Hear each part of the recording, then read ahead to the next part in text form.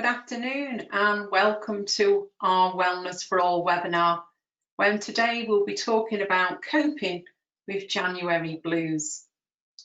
It's great to get the year off to a good start with our Wellness for All work. Last year we conducted over 30 Wellness for All webinars, and today again we'll be looking in the area of mental well-being. So what's in store for us today in coping with January blues? Well, this is a common situational depression and is associated with how we think and feel. Symptoms might include a low mood, feeling sad, a lack of motivation, being tired, or just having really low energy. Today we're going to find out how we can have some mechanisms to cope with that and overcome those January blues. And it's lovely to have back with us Simon Richardson, who delivered so many of our wellness webinars last year. For those who've joined previously, you'll know that Simon's got over 25 years experience in health and education sectors delivering mental health support. His experience is in a wide variety of settings. He's got extensive experience in counselling and facilitating positive approaches to physical and mental health. Good afternoon, Simon. Thank you for joining us for our first webinar of 2021. Thank you for inviting me back. I'm really looking forward to delivering this session because it's something that I find it fascinating, because sort of how we think about certain things has a real impact on sort of our behaviour. And I've just got to say, I'm noticing, I think it's that January thing as well, of being back into the swing of it. I've got a slight anxiety about that. So I want to say that I can feel it bubbling. I can feel it there. And that's quite interesting to just sort of acknowledge and note as we move into this kind of time. And obviously we've got to think about the issues around lockdown and all of the issues and how that might be playing a part in how we're thinking and how we're feeling. So it's great to be here. I'm looking forward to this session. Great. Thanks, Simon. Okay. Hi, everyone again. Just this formula, some of you might be familiar with it. And this is about how the January blues gets kind of worked out. And this came up a while ago, and it looks at things like the weather. It looks at things like debt. So again, one of the issues that often comes down is how much money have we spent at Christmas? As that credit card bill actually pops through the letterbox, and thinking about that. There's time since Christmas, which is actually quite interesting. And then we've got Q, which is the time since failing our New Year's resolutions. So I don't know whether any of you made any New Year's resolutions sort of this year. I've got to say, to be honest with you, I've stopped making any New Year's resolutions, as I invariably fail to maintain that kind of well, the stuff that I'm supposed to be doing, I suppose. We've got motivation levels, so we've got what are our motivation levels like, and again that grinding up to it, what's it like as we start to get back in the flow. I was very lucky. I've been really lucky this year to actually down tools for a full fortnight. And I've got to say, after that fortnight, I was kind of thinking, oh, what's my motivation like? How am I feeling? What's it going to be like once I get back into the swing of things? Can I get back into the swing of things? So those low motivational levels all maybe playing a part. So this is quite interesting when we think about this formula and how does it add up. As we move on to the sort of next slide, thinking about this idea of winter and Blue Monday. Because Blue Monday is normally the third Monday in January. The third Monday in January.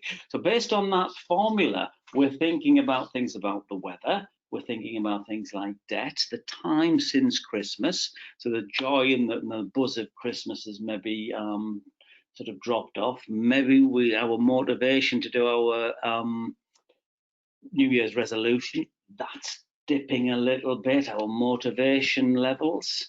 So this January, Blue Monday is falling on the 18th of January. So something to kind of look forward to as we're at the 15th now. So this Monday coming up is Blue Monday.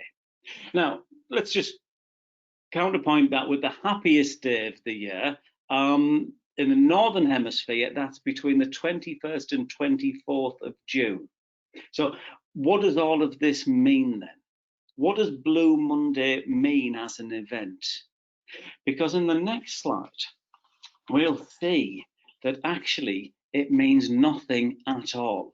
And it may be a bit of a surprise to learn, or maybe not a surprise at all, that Blue Monday was designed by a travel company to encourage holiday bookings. So that formula that was created is actually nonsense. And there's been some really good fun things thinking about this formula. A guy called Ben Goldacre, he said the formula makes no mathematical sense whatsoever. And under the original formula, packing for 10 hours and preparing for 40 will guarantee a good holiday. Now, I think we kind of all know that that's not true.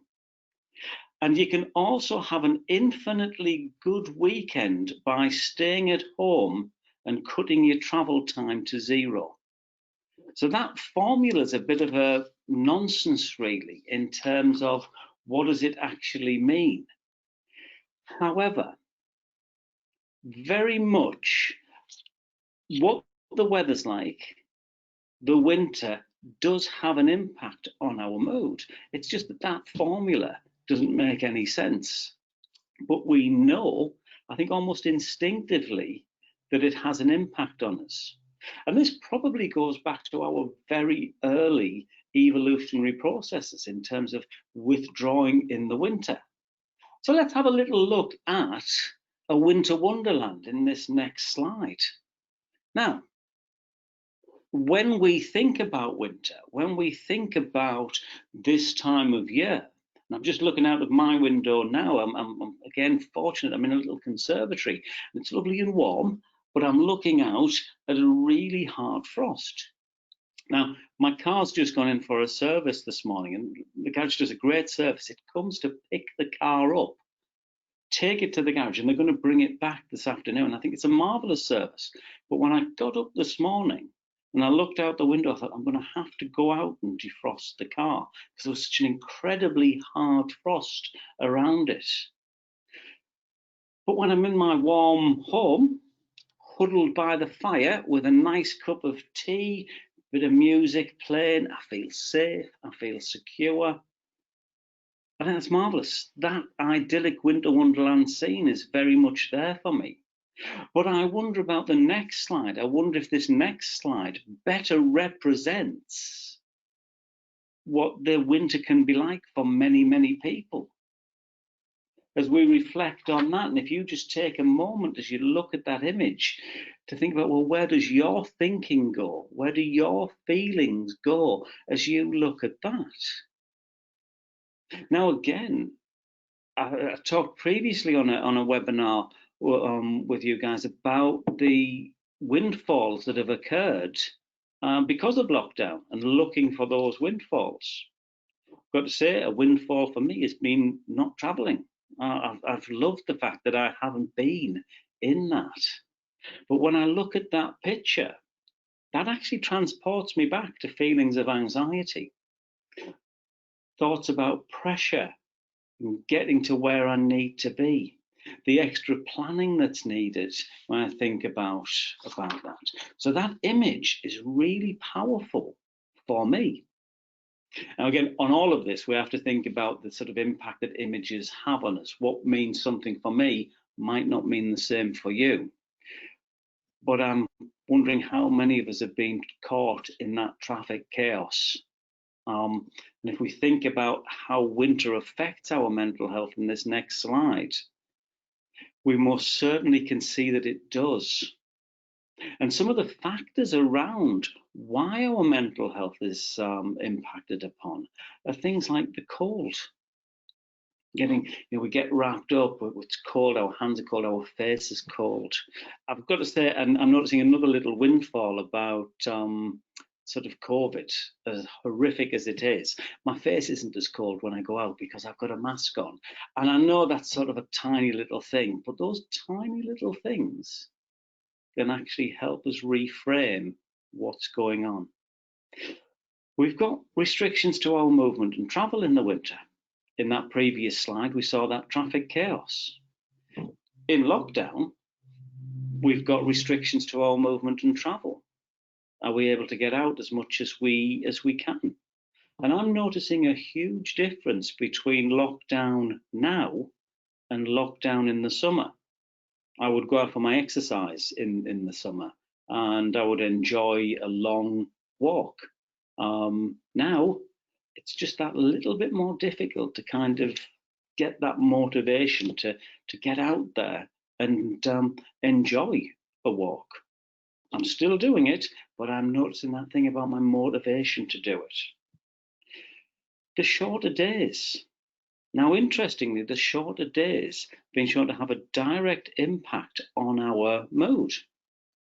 There's part of our brain, and that part of the brain is called the hypothalamus, and they said the hippocampus, the hypothalamus, and that's associated with body regulation.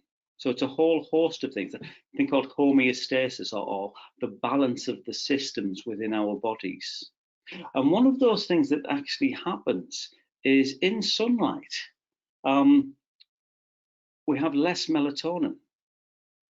But when the darkness comes, because of our circadian rhythms, because of sort of how we are, I suppose, built and made up, we have an increased level of melatonin, and that can make us feel a bit more lethargic, a bit more sleepy.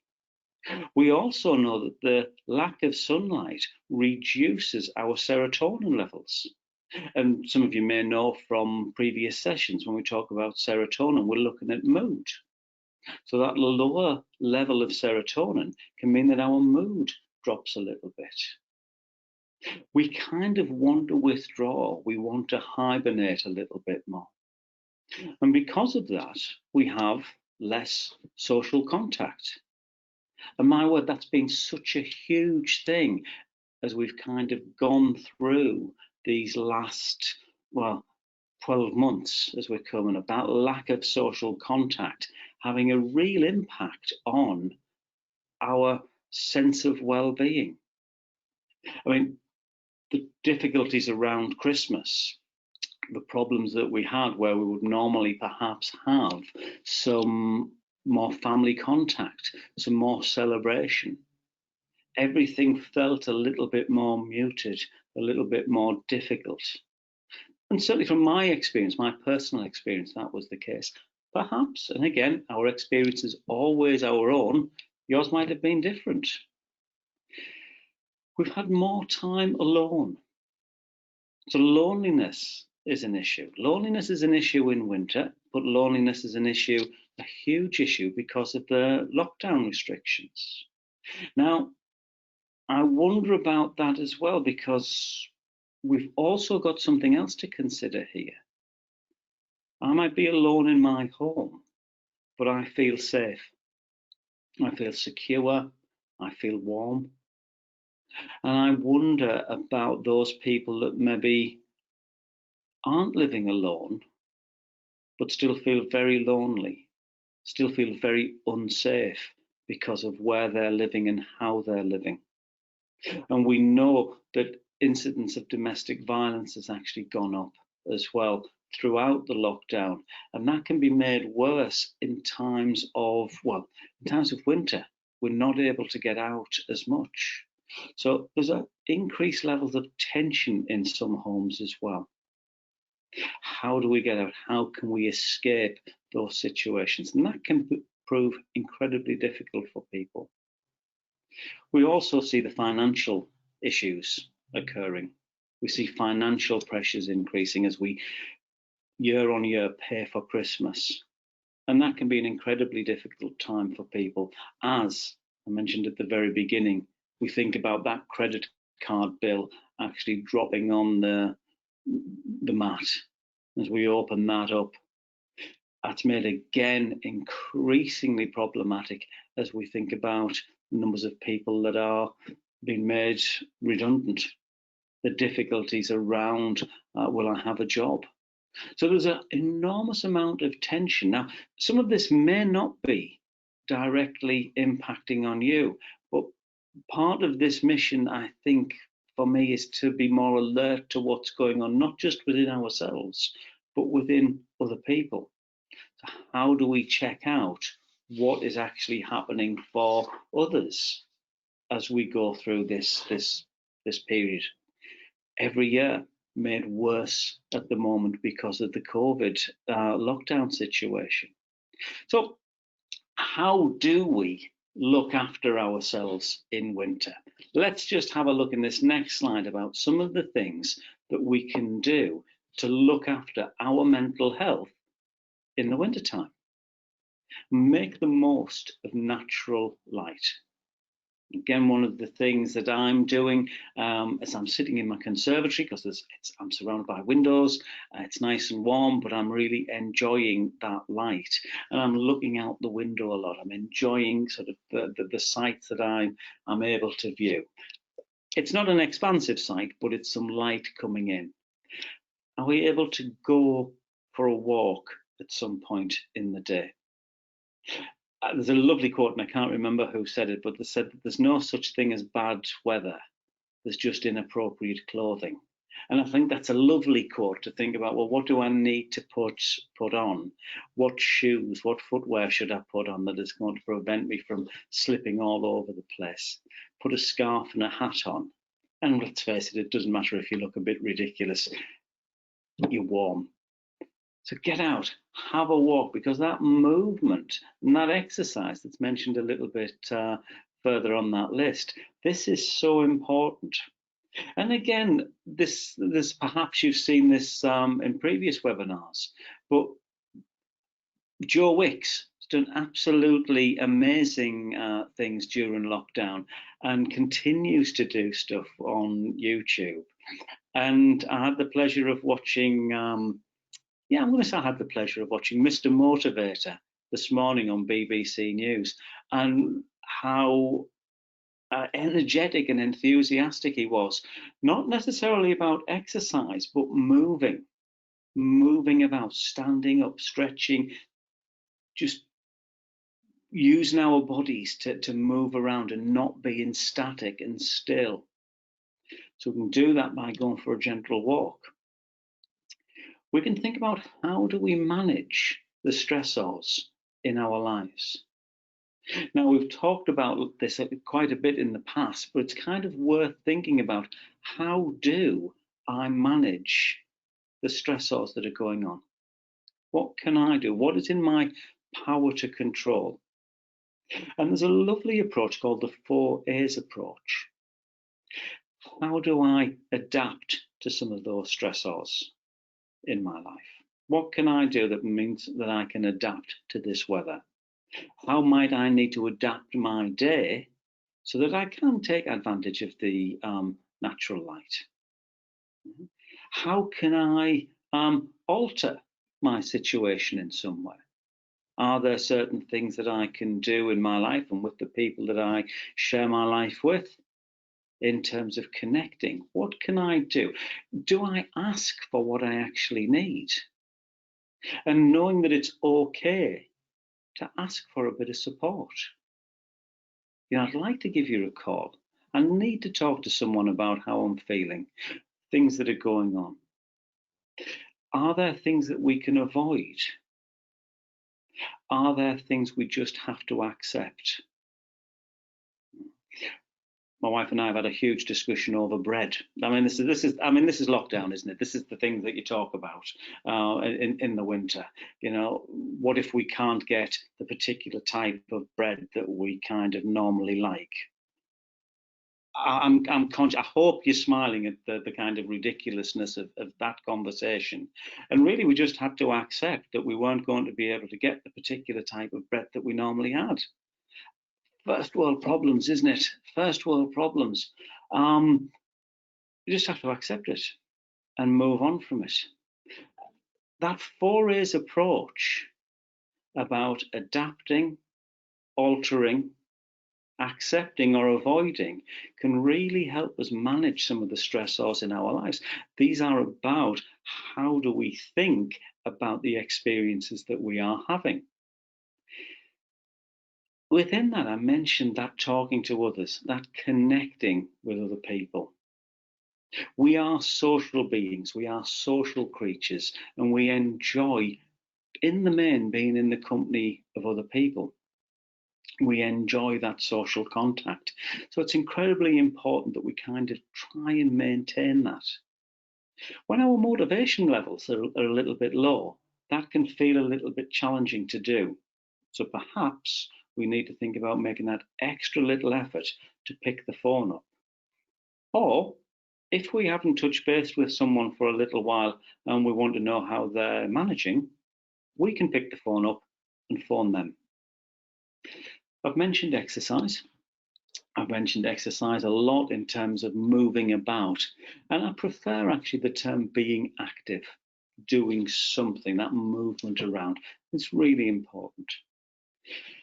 And another thing that sometimes doesn't get mentioned enough is, what's our diet like?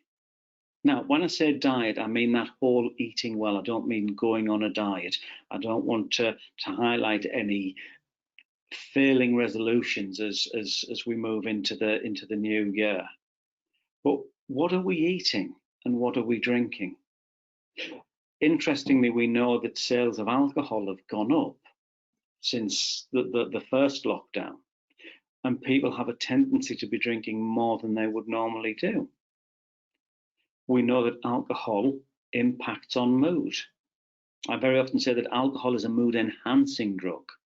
And if you feel down and fed up, alcohol will have a tendency to make you feel worse, more down, more fed up. We also deal with the impact of it if we've had a little bit too much to drink, in terms of the next day we feel sluggish, our motivation levels down, and it's that hangover feeling. But what about things like fruit and veg? Now, it's interesting in terms of what the shelves are like within the supermarkets and things like that, but are we getting sufficient bits of fruit and vegetables in our daily diet? All of that gut health is actually really, really interesting, because they're showing more and more a connection between our mental health and our gut health, that idea of food and mood. So being more alert to what it is that we are eating and how we are eating is incredibly important. Having a think about creating a self-care box. Now, in a previous webinar, I talked about a gratitude jar, and it's a lovely idea. I'm going to say it again because it is such a lovely idea. Using it throughout the year, and when times when our motivation drops, the gratitude jar is great. And I will invite you as families to do this. At the end of each day, write on a little bit of paper something that you've got to be grateful for, that you have in your life that you can say, I'm really grateful for that. It might be that you're grateful for the company of other people. It might be that you're grateful for your telephone and how that connects people. It might be that you're grateful that you've got a roof over your head. Some of these things can be big, some of them can be small. Some of it might be that you're grateful that you had a lovely orange earlier on, or even a lovely piece of chocolate. I'm not saying that we can't eat chocolate. I'm just thinking about moderation. On that bit of paper, you write that down and then you pop it in a jar. You don't look at it again for maybe a few months, but if everyone in the family puts those pieces of paper in a jar, and then when your mood is a little bit low, you can shake that jar out and think about all the things in your life that you can be grateful for. That's been shown to have a real impact on people's mental well-being. We've also got other things that we can put in our self-care boxes. Things like a journal and pens. So we're starting to write about what we're thinking and feeling. Perhaps using that journal for creative activities. So we're maybe thinking about the novel that we've always wanted to write. So we're going to write some and jot some ideas down there. Or we're going to write about what a good day we've had, or what a not good day that we've had, and what we can do about that. Lists of things that you want to do. Loads of things like that. Put a colouring book in. Now, these are great, and some of you may have used these already, these colouring books for grown-ups, and they are such good fun. And if you've got some time, it's going to link into something I'm going to talk about in a little while about mindfulness, but just giving yourself half an hour to fill in a colouring book. This is for you, this is self-care, and it's not selfish. My fellow director at Golden Tree, she bought me some balancing bricks, and they are fabulous. And I've sat for quite a few minutes, actually, probably longer than I ought, balancing these bricks. And it has been such good fun because it's been 10 minutes each time for me. I've really enjoyed doing it. It's focused and it's really mindful. What else can we put in this box? Well, I also like the idea of putting photos in. Photos that transport you to somewhere else, to another time where there was a lot of happiness and joy. And we'll reminisce over some of the really good times that we've had, and knowing that those good times are going to come again. I've got with me a cup of tea at the moment, and in this tea I've got, it's green tea. And I'm incredibly lucky. I'm always aware of how lucky I am. I went to Japan a few years ago, and every time I drink green tea, it transports me back to that really happy memory. That smell takes me somewhere else. And it's a moment to sit back and just really enjoy that feeling and those memories. Put your favourite DVD in that box. I'm a huge fan of laughter. And laughter changes our mood. So if you've got a comedy DVD that you absolutely love watching, pop that in, and it will transport you back to maybe when you first saw it, who you were with, and really enjoying some of those memories. We're putting things in that actually give us a warm feeling. So when you're thinking about creating your box, hold that object, notice what emotion, what feelings that brings. And if it's a positive one, put it in. If it's a negative one or quite neutral, don't put it in. These are things that we want to bring warmth to you. Now, you might also put in things like a fidget spinner, a little soft toy to kind of play with that just will occupy your mind. These can be quite soothing to do. Just a way of actually managing and grounding you. Holding that object can be a grounding experience. Depending on how big you want to make that box, there's some evidence around these weighted blankets, particularly if you're feeling anxious and tense. This idea of a weighted duvet or a weighted blanket, giving some soothing and comfort there, perhaps around that security. And what about putting in some little self-care products as well?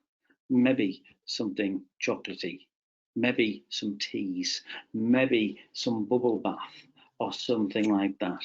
Some nice, really nice toiletries or smells, scents and fragrances. Something fun. So if we create that box, that's always something that we can go to. And in the next slide, as we start to think about, a lot of this stuff brings us back to mindfulness and meditation. Now, where you're sat, and I can't see any of you, I just want you to kind of just have a little think about where your posture is. How are you sitting? And I just want you to kind of notice what's going on for you right now. Take a deep breath. Pause for a moment, and then just release. And then let your breathing settle to its normal rate and flow. recognizing that you are in the here and the now. And there might be all sorts of stuff going on in your mind, thoughts rushing in. Yeah, just let them go.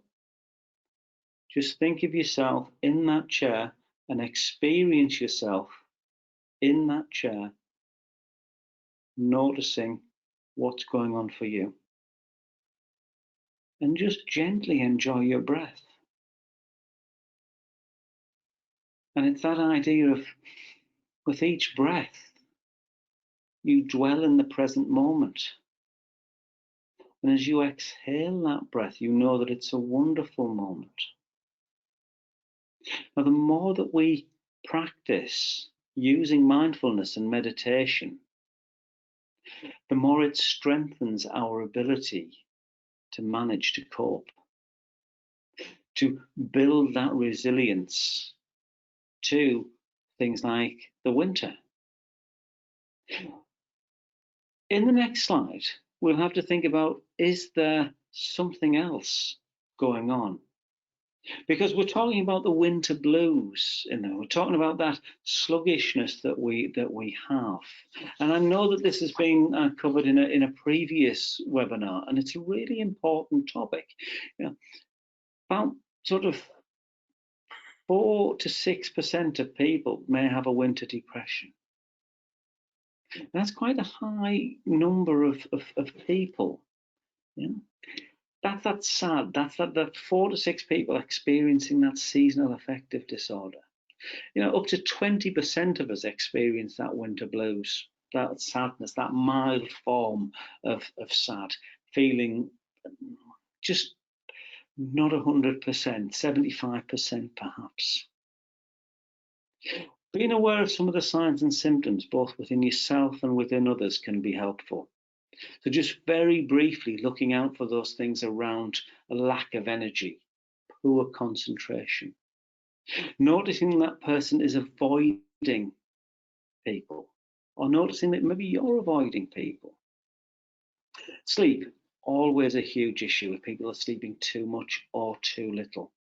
And as Tracy mentioned at the very beginning of this presentation, there's things about feeling sad, low and tearful. And those emotions, things like guilt and shame. All of these things tie into meaning that this is a serious mental health condition, because we can see and we know people that perhaps have experienced suicidal thoughts and feelings. So it's really important that we are alert to those things within ourselves and with others. And we reach out and we support and we utilize the resources that we've got within ourselves and those around us. That's it from me in terms of the presentation, but I'm really looking forward to hearing your thoughts, and I'm happy to answer any questions that you have. Wonderful. Thank you, Simon. So if anyone has any questions, please do pop them into the chat or into the questions box, and I can feed those through to Simon. So we've got a question already, Simon. Great. Does January blues affect children and teenagers too? I would say yes. I think it's about looking out for those things. If we think about those things that we talked about in terms of people's motivation, if we think about those things that are going on around us, and again, I think about right now, the things that are happening within schools, the uncertainty that's happening, I think, yes, being alert to that. But the same tools that work in terms of looking after ourselves work for children as well. But importantly, I think within every mental health thing that we've talked about, time and time again, we talk about talking about it and being open and honest about what feelings that we're experiencing. And so I think that absolutely. And the other thing about, I would say that children are very good at picking up on what adults' moods are like. And there can be, if the parent or the adult is having an experience in anxiety, anxiety is very contagious. Moods can be really contagious. and so that gets picked up by the children in the home as well. Mm. I mean, how, do you go about having a conversation, with your children or teenagers, if you think that they're being affected by this? I think it's a really great question, Tracy. And one of the things I do wonder about is just asking directly, how are you feeling about everything? What's going on for you? Acknowledging some of the stuff that is actually going on for you as the adult. I'm finding this really tough. How are you managing? Mm. It's got to be quite hard at the moment for them, hasn't it? With not being back at school and really short notice for that. In fact, in a moment, I'll tell people about the webinar that we've got coming up next week, which is around sort of children. Yeah, I think it is we are in a really weird time. I mean, year on year, this happens, the winter blues. We're aware of this. But I think this is about being emotionally authentic and actually creating an environment where we are emotionally literate. We talk about what we are feeling rather than actually reacting, rather than it coming out in our behaviours. We notice what we're experiencing, what we're feeling, and we talk about it, and we're authentic. And if I think if a child says, how are you, mum? How are you, dad? That we don't go, oh, I'm fine. Because children know what fine stands for. That idea of being frazzled, insecure, needy, and emotional, that's what it stands for. I would say those of you that have attended some of our training might know a different wording of that, but the same thing is there. So acknowledging that we're finding it tough, and that gives that child that opportunity when we then ask, and how are you managing? What's your experience of it like? Yeah, I mean, I don't know whether I'm right or wrong, but my children are, they're 29 and 20 now, but I now and again, sort of see them and put my arm around them and say, are you living the best life?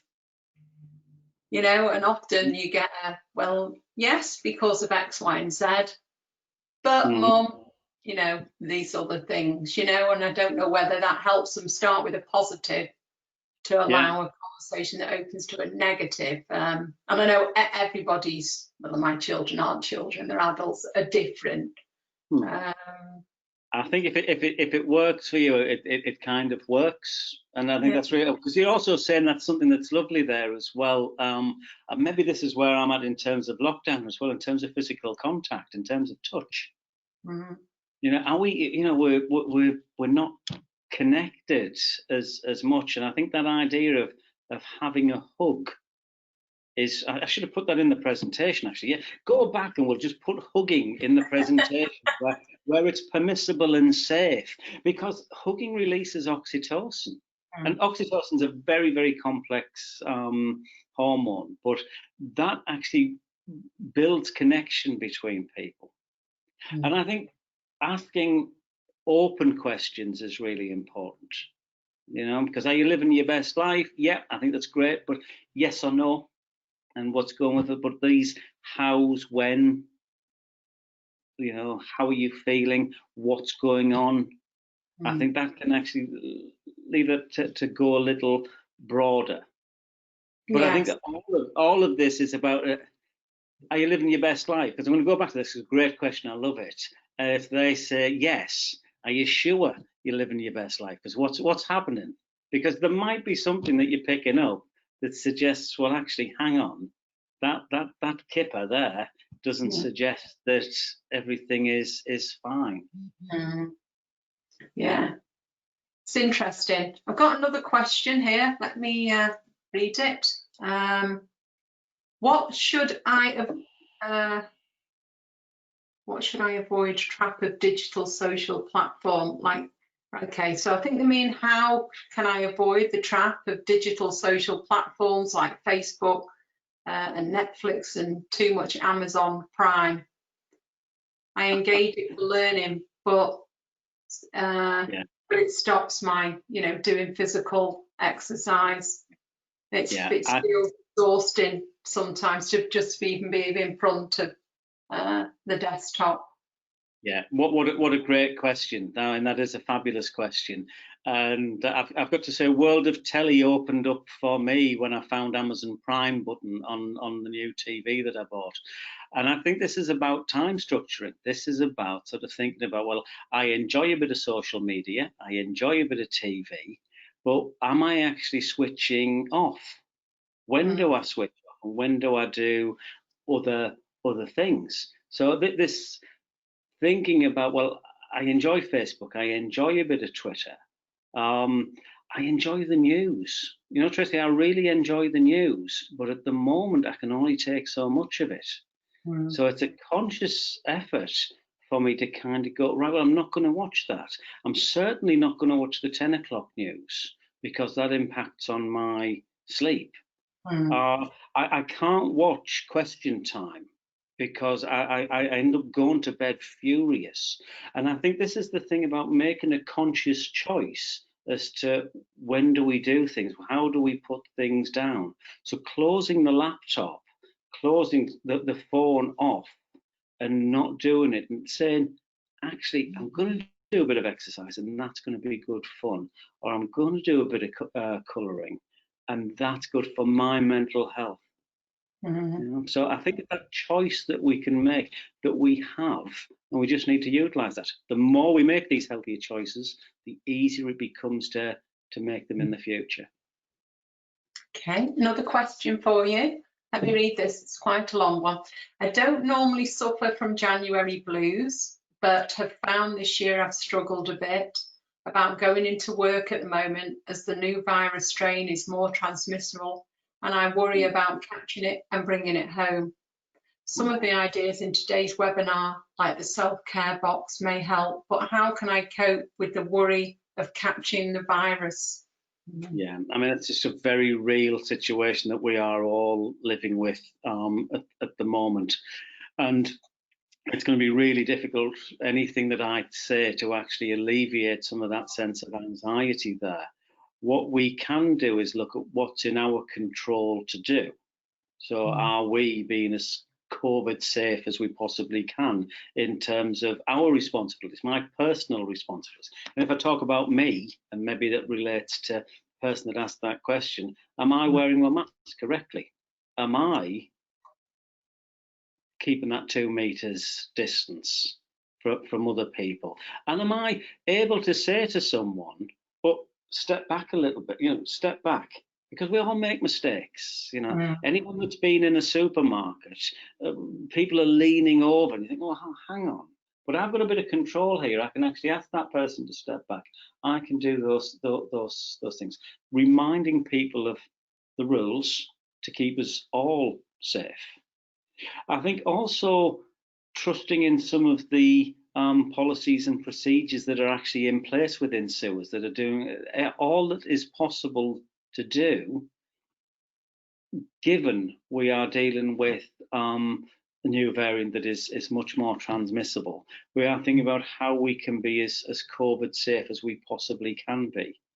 I'm not sure at the moment that we can ever take away all of the risk about that. If we are in our social activities of things like shopping and even groceries being brought to the door, there's an element of risk there. I think what we can do is focus on the positive and actually think about the things that we can do to actually alleviate some of that anxiety by taking proactive strategies and using the proactive strategies to make us feel better.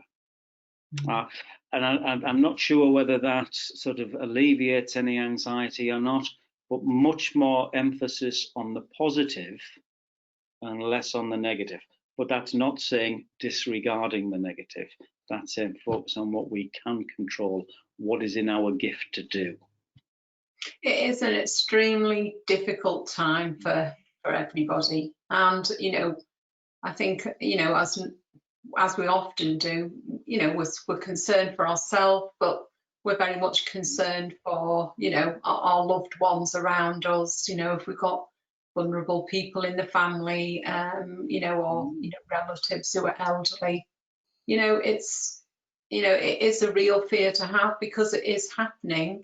But I think that's really good advice around, doing all the things that we're being told to do to mitigate that risk for yourselves. And, I think it's fair to say that a lot of the transition is, in social environments within homes, when you are spending a lot of time with those people. That's not to say that, you can't, it can't be transmitted elsewhere. Of course it can. Yeah, I'm also thinking there, Tracy, my mind also went thinking about travelling home. And when I'm closer to my destination, I kind of speed up a little bit because I'm anxious to get to where I need to be. I want to get home, or I want to get to the destination. And I notice that level of tension just increasing ever so slightly as we get to the end point. And what's really important to hold on to and hold fast to is that we are coming out of this. We are seeing a light at the end of the tunnel on this. I heard on the news this morning how true it is. I'm going to hold on to the positive. Everyone over 50 will have had a vaccine by the end of March. That is brilliant news. Being over 50, I'm really looking forward to that. But I'm holding on to that sense of anxiety that I've got in terms of, hurry up, let's get this done. Just pull back a little bit. Do what we can do to keep everyone safe, including ourselves and our loved ones. Okay, I think that, let me just double check. That's it for questions. We've got one here, I'm not quite sure. It says, what did you just say around fine standards? Fine. It was fine actually stands for something, and it's frazzled, insecure, needy, and emotional. And so it's when someone says to you, or you're asked yourself, how are you feeling? And you go, I'm fine. Right. Maybe fine doesn't mean fine. Maybe fine means something else. So this is about asking if that person is fine. Are they really fine, or is something else going on for them? Right. Okay. Not heard of that before. Thank you. I think that's all our questions, Simon. So thank you for that. Let me just give a little outline of what we've got coming up next week. Our intention is to carry on with the weekly webinars. Certainly, we've got webinars lined up well into March now. Just conscious, and I mentioned there about how our children and teenagers are coping with the current situation. And we've got a couple of great people from the Thumbs Up programme who are going to join us next week. The Thumbs Up programme addresses concerns that can arise for primary school children through to secondary school age. So we'll be able to build on some of the thoughts that we were just talking about a couple of moments there in helping our children and teenagers, or school age children, through these difficult times as well. So hopefully you'll be able to join us then. Following the feedback from the survey that we did on the wellness webinars, we had fantastic feedback, very well received the webinars. We asked people to tell us what time of day on a Friday would be best for them, and that came back with the majority saying at 10 o'clock on a Friday morning. So we're going to be returning to mornings from next week onwards at a new regular time of 10 o'clock based on the feedback that we got from the survey, and also the ideas that came through the survey as well. We're working on to find ourselves some experts to present in those areas, including things outside of mental health and emotional well-being and into the dimension that's around job roles in SUAS. So we'll be getting some of our experts on to talk about that and their job roles as well. But in the meantime, thanks again, Simon, and thank you everyone for joining us. Hopefully we'll see you next week. Thanks, Simon.